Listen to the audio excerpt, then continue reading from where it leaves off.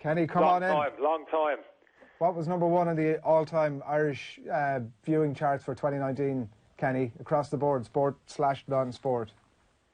I'm going to refrain from wishing you a Happy New Year. I'm sick of it, literally. No, Kenny, if anybody wishes me a Happy New Year, second weekend of January. You're not having it? Second weekend of January, no, I'm not having it. As soon as you hit double digits, that's got to be the limit in January. 10th of January, that's got to be it, surely. I think if you haven't seen somebody or haven't spoken to them... No, I don't. No, even then, it's an absolute stretch, like, you know what I mean? But it's just goodwill, Kenny. It's not like there's anything... Very awkward. I think it's tokenism. I don't think it is even goodwill, to be honest with you. It's just tokenism, isn't it? People are kind of... They say without even thinking about it. Don't even realise what they're saying. It makes you feel awkward when you receive it because there's that obligation, you've got to say it back, which I don't like, but... Even still, it creates a little bit of attention there when there's no need for it. Have you a general cut-off, or are you just there is a point that somewhere you feel your way into the year and you think, right, that's enough now? Don't have a cut-off because I don't really engage in it too much. I never quite understand the Happy New Year one. I just don't get involved full stop. Not put myself up as a Victor Meldrew type of character here, you know. I'm very happy-go-lucky. I mean, you might not be putting yourself up like that, Kenny, but that's... Anyway, moving on. Football. Liverpool United is probably, one of the main things that we really want to talk to you about, Kenny. There's some other games on, obviously, over the weekend. I was reading a piece last night in Sports Illustrated about Jurgen Klopp. Grant Wall had been over to Liverpool to spend some time with the Fenway Sports Group guy, as well as some other people around Liverpool, including the manager, and was making the case that Jurgen Klopp is the best sports coach on the planet at the minute. Is he right? I think it's an obvious thing to say, Adrian, isn't it? The level Liverpool are playing at the moment, he's the best coach around. If you're going to use that criteria, I mean, you know, whoever's perceived to be the best team in the world that time have the best coach, I suppose, fair enough. I don't quite buy into that. I mean, you'd have to say he's done an outstanding job there. Not just the last kind of 6 months to a year at Liverpool, but since he's gone in there in terms of slowly how the club's grown, the acquisition of players, how he kind of gelled the whole thing together, the mindset at the football club as well amongst the players. Like, I think you take a leaf from the manager in respect of that. So he certainly takes a huge amount of credit, but I wouldn't go down the road saying he's the best coach, he's the best this, that and the other. But he's doing a magnificent job, and it's not going to end. That new contract indicates he sees the short to medium term future anyway at the football club. So it's happy days ahead if you're a Liverpool supporter. The charisma is obviously a thing that people keep coming back to. How would you have reacted to playing under a coach like that?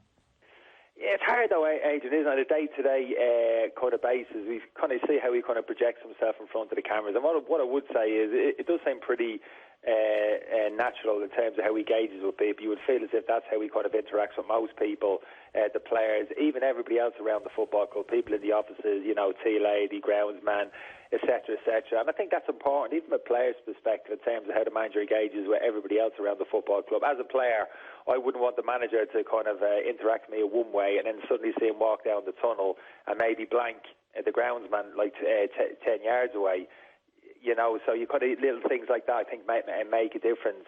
And it looks as if he's made that type of impression around the football club. He's held in high esteem by everybody and totally respected, which is a good thing.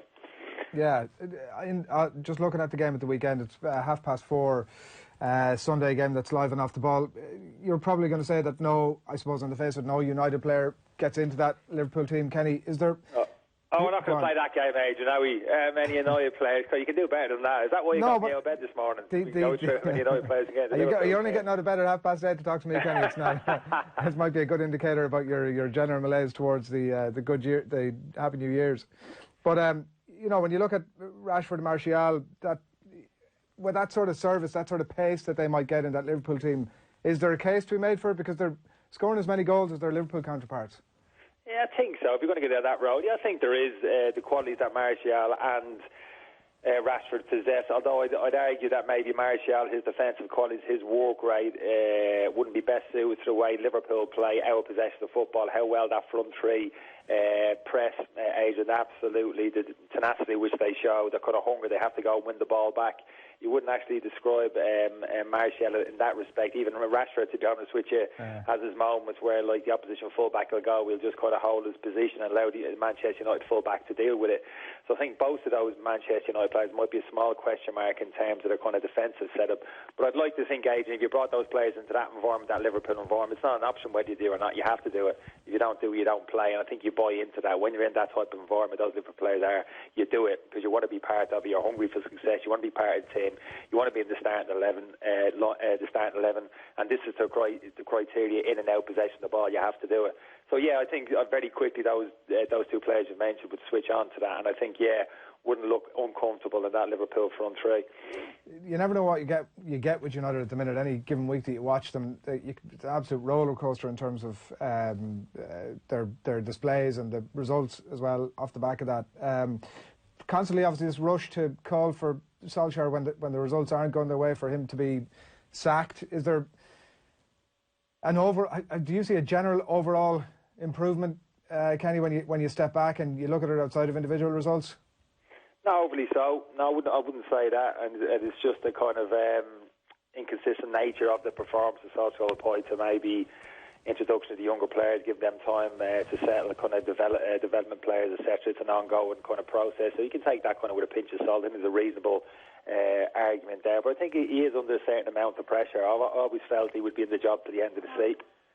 I always felt he would be in the job till the end of the season, and I don't change my view on that unless some kind of extraordinary happened in terms of maybe early elimination from the Europa League. Maybe those performances, below par performances, became a little bit more regular, and most probably significantly if a manager who they were potentially looking to bring in made it known that he wouldn't be available in the summer, and then I think they might have to jump. But as I say, at the moment they'll sizzle this summer and they'll reevaluate things. The thing the agent actually should have done before they actually got the job, when they went on record saying they weren't going to make an appointment to the summer, and then they jumped the gun under a huge amount of pressure. Granted, after the good start he made and gave them the job. Don't make that mistake this time.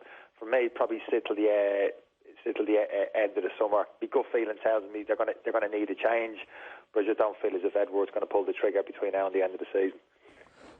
Pochettino is the name that comes up constantly given his availability. We'd the football writer Daniel Harris on during the week, and he was saying that he didn't think that Pochettino would solve it as much as buying smartly, and it looks as if they might do some of that. But your take on that, Kenny?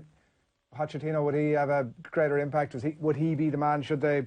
I guess he's the guy that you're kind of referring to there when you talk about the summer. Yeah, I think so. He's probably the one head and shoulders. Yeah, I'm a huge fan of him, Adrian, just in terms of his kind of a lot of reasons, really. Just in terms of how he set up his team, Spurs, the kind of organisational side of things. That comes to his the team around them as well. Takes credit for that. They're very flexible, kind of tactically, how they played as well. If you wanted to argue, I wouldn't argue it so much in terms of the type of football that they played, kind of front football, a little bit cliched. I know, high energy football that his Tottenham team played. You wouldn't think that would lend itself well in terms of kind of Manchester United ethos, how they want to see their team play, etc., etc., etc. Developing younger players as well. We couldn't really talk too much about player acquisition down there. They didn't have a huge amount of money to spend, but I think he is the outstanding candidate. I'll be amazed if somewhere down the line, Adrian, the last few months since he left that Tottenham job, nobody from Manchester United, third party, somebody has had some kind of contact with Pochettino and say, look, what are you thinking of doing going forward? Are you interested in this Manchester United job potentially at the end of the season? Are you available? Are you going to jump in the meantime, or are you going to wait? And if you are going to wait, potentially there's a job here for you. Just something, conversation along that nature. I'm not saying Ed Woodward, but talking somebody, some intermediary somewhere. And certainly if those performances were to drop between now and the end of the season, and that hardcore Manchester United support, which I think is absolutely key. I think if that turns against Solskjaer, and we hear that within the confines of the stadium, I think that will give Ed Woodward the confidence to actually pull the trigger. There's no point in pulling the trigger at the end of the season if Pochettino jumps in and takes a job in the meantime. I don't think that'll be the case now, Adrian, between now and the end of the season. I think Pochettino would be best served just to sit on his hands. I was amazed he came out and said he wanted to get back involved quickly. If I was him, I think I would have just put a statement out, look, I'm going to sit till the end of the season. He's getting paid from Tottenham between now and the end of the season anyway. Just sat on his hands till the end of the season and put it out there that he would be available, let it be known to the bigger clubs, Manchester United included, that he's available, that he can be approached at the end of the season. I still think that may happen. Yeah, and there'd be nothing like a statement like that to get clubs interested as well, as the other side of it. Exactly. Yeah, so we'll see what happens. There's some chat obviously about Bruno Fernandes coming in as well, so maybe they bolster up that fairly awful midfield and maybe things start to go their way. What do you, Marcus Rashford obviously been one of the big talking points to lead into it, Kenny, and his injury. Does Solskjaer ultimately have no option here but to risk this guy? It's sort of all in for him here. No, we can't. It's all about the nature of the injury, agent. You can't risk him if he's like, his mobility is kind of compromised, if he can't sprint to his maximum over 10, kind of 15 yards. If that's the case, it's ridiculous. If he has got his mobility, it's just a bit of actual pain, he can actually grit his teeth and go through it. Well, that's no problem whatsoever. You have a little injection, painkiller injection, and you get on with it. But he's the type of player for me, if his movement's compromised, he can't really sprint a kind of full pelt, kind of change of direction, plant his foot and change direction quickly, or kind of where if you're back. For me, there's kind of no point. That's kind of very disheartening for a player. Your best attacking player, 10 minutes into the game, you look over him, you get a sense of he's struggling, he knows he's not happy. That's an absolute psychologically, that's a killer for your teammates as well. So it's a big decision. I say it's a big decision. It is a big decision. If he's not fit, he's not fit. It's as simple as that. Because they could certainly do the fit Marcus Rashford, because it gives him a fighting chance to play the type of football, that kind of counter-attacking football, which we've seen on occasions, which we've seen him play very successfully.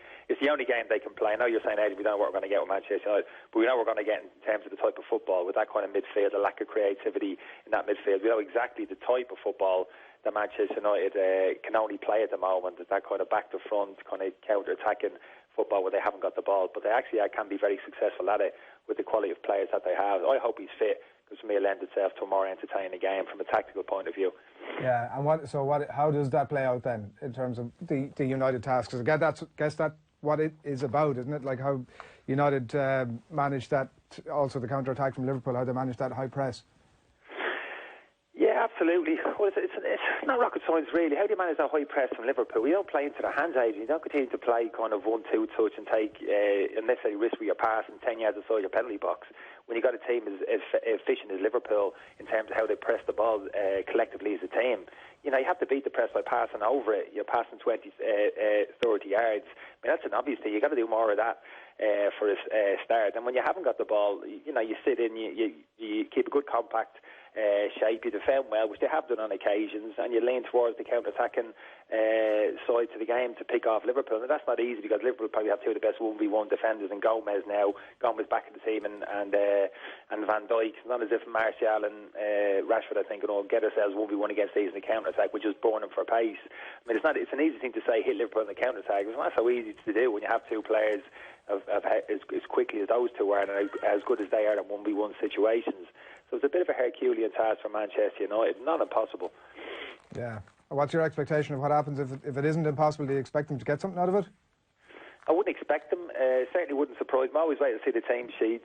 Liverpool team sheets are always fascinating. I don't think it'll change too much. Your friend could be back, Kenny. Sorry? Your friend could be back. Yeah, I'll be surprised if he is. The number of clean sheets they've kept in the team without him, I'd be amazed if he came back into that holding defensive season. He might come in just to give Jordan Henderson a break, certainly maybe introduce him back into the team. But I still think the next couple of games are key for Liverpool, Adrian.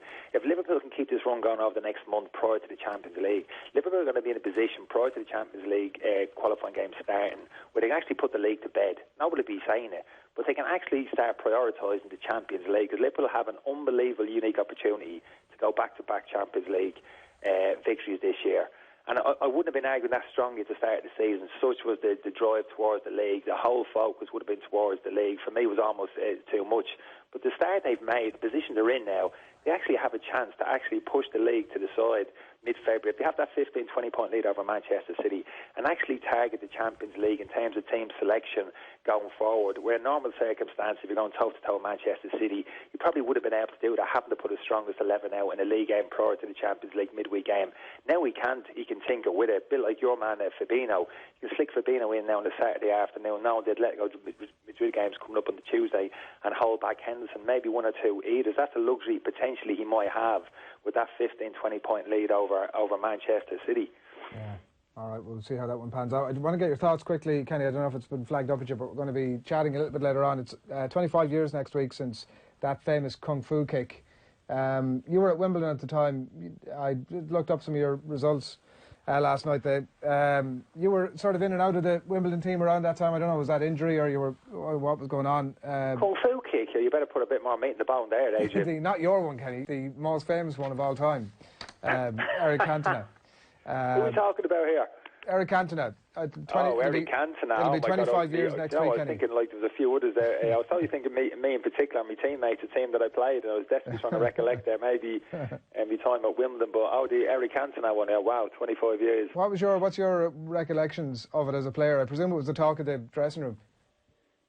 Yeah, it was a little bit. I'm trying to think, it was a midweek game, wasn't it? I can't remember if we had a game that night or would have been watching the game on the telly. Do you know what? A little bit, if I was being honest with you, Adrian, a little bit deep down, it would have been, well played. Right, yeah. Now, once it became perfectly obvious nobody had been injured or seriously, in the end, it was a little bit of a token, wasn't it? It was a huge amount of calm. Nobody was seriously injured, but there was those kind of pictures, wasn't it? Him walking off the pitch and get kind of verbally abused off people and snapping. And yeah, look, nobody can excuse that. You've got to suck it up. That's part of professional football and get off the pitch. But we're all human beings. We've all been in that situation on the football pitch or off. Someone's in your ear. It's just at the wrong moment, and you just kind of snap. So for me, it was kind of more of a human reaction. So I remember at the time having a little bit of sympathy for him. In all honesty, and would that have been Kenny? Go on. No, so the length of the ban was absolutely phenomenal. That was a shame because he was such an unbelievable player. But it was quite a unique in football in terms. Yeah, certainly. Because the phrase obviously that was used against him at the time was in relation to his nationality, and "F off back to France" was the. Yeah. But you've got some of that. We've all had that a little bit over the years. Your French this, your Irish that, your Scottish thing, your Welsh. You've got to harden yourself today. You can't take things like that personally. Like that's just the nature of the game. You have to get on with it. But at the same time, I understand the fact, like you do, pressurised environment like that. You brought off that, you're not, your heads are not in the right place, etc., etc. Somebody can just catch you at the wrong moment, say one thing, but just kind of sticks, Age. You know what it is. You know what I mean, Jenny? You're okay. Suddenly, someone will say something. It'll just get through the barrier, won't it? And before you know it, you're over the advertising boards, and you're in there. It's almost like an out of body experience, isn't it? You don't realise what you're doing. So, would you have heard stuff like that, anti-Irish stuff? No, maybe a little bit. I never took it personally, though, Adrian. Like, you know what I mean? I was never running to the side of the pitch and saying, "I want this reported. I've been racially abused by someone in the crowd." Like, you know what I mean? It was all part of it, part of the game. People use anything, sticks and stones, and to get a reaction. Like, you know what I mean? It was just part of it. You just got on with it. Like, you know what I mean? It was just part of the challenge. Like, you know what I mean? You can mentally, psychologically have to, harden yourself and get on with it. Like, you know what I mean? But I never took anything like that kind of personally. It was just kind of part and parcel of the game. You just got on with it. It was such a monster story at the time. Like, it dominated for months after that, and if not more than that, in fact, at the time. You played United 6 weeks afterwards.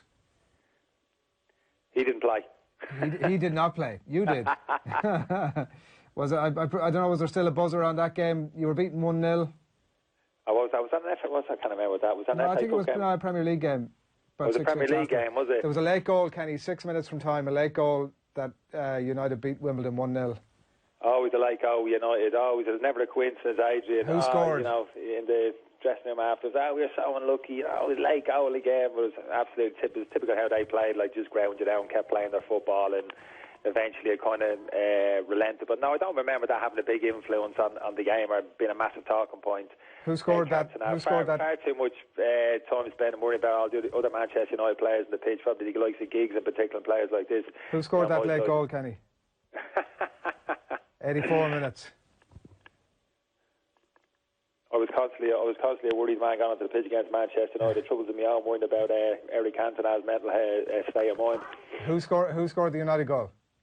Oh, scored the United goal. No idea whatsoever. Could be centre for Cole. No. Even it. Centre midfielder, was it? No. Coles. Steve Bruce. Oh, was that like? That wasn't the infamous to the goalkeeper's legs. I don't know.